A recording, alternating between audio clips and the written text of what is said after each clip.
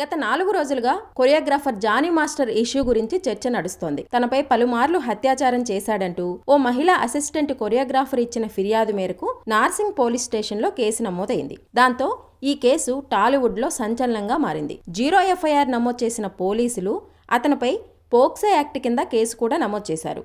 ఇక 4 రోజులుగా కనిపించకుండా తిరుగుతున్న జానీ మాస్టర్ను పోలీసులు గోవాలో అరెస్టు చేశారు.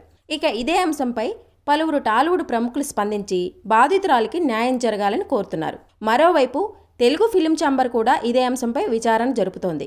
ఈ క్రమంలో తాజాగా మెగా బ్రదర్ నాగబాబు చేసిన ట్వీట్ హాట్ టాపిక్గా మారింది. నేరం ఏదైనా కోర్టు నిర్ధారించేంత వరకు ఎవరూ నిందితులు కాదు. విన్న ప్రతిదీ నమ్మొద్దు. ప్రతి కథలోనూ 3 వెర్షన్లు ఉంటాయని ఒక కోట్ను ట్వీట్ చేశారు. దీంతో జానీ మాస్టర్ అంశంపైన పరోక్షంగా నాగబాబు ఈ ట్వీట్ చేసినట్టు చర్చ జరుగుతోంది. ఇక జానీ మాస్టర్ గత ఎన్నికల సమయంలో జనసేనలో కీలకంగా వ్యవహరించారు.